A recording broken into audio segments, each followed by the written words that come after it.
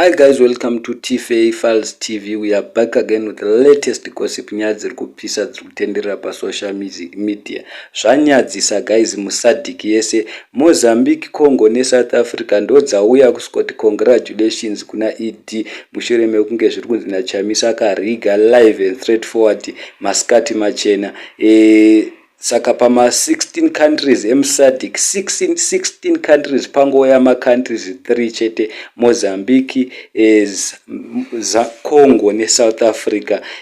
Zvanyadzisa guys, handizivi kuti noti kudi, asi sadhik iri kuzviramba, iri kudedzera kuti mukomana ngapinde, iri kureva Chamisa, iri kudedzera kuti akabiridzirwa. Asi munongoziva mega nekuti ZANU-PF iri stranded, yamhanya ikamhanya kunoita kuti iitwe inonzi inauguration iyo yekunzi agadzwe sapresident sakahwina. Asi vana Chamisa vari kudedzera kuti hapana president.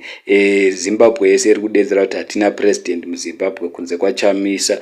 People's choice kwese ED anoriga. Handizivi zvinoti kudi, asi nemuri kungoona mega kuti ZANU-PF vari kuiona vachaide nyango kunze kwenyika, even all over the world vari kungoramba vese vari kudedzera kuti yasheka ngaichibude semufana mudiki, mufana ane blood riri kupisa kwese ED yachembera.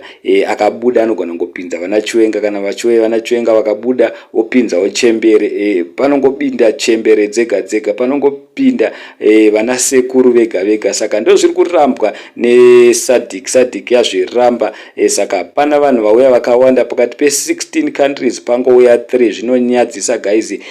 Ngoma iye yakaimbwa naWenkidi zvikanzi yakasheka, president vedu asheka, ED asheka. Handizivi kuti noti kudi, hatizivi kuti pangana yari kupi.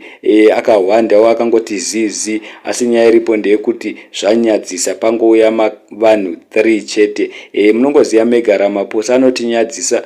Daita murova ikoko kuZimbabwe because kuno kuti tinosungwa zvisingaite vanhu vari kusungwa kuSouth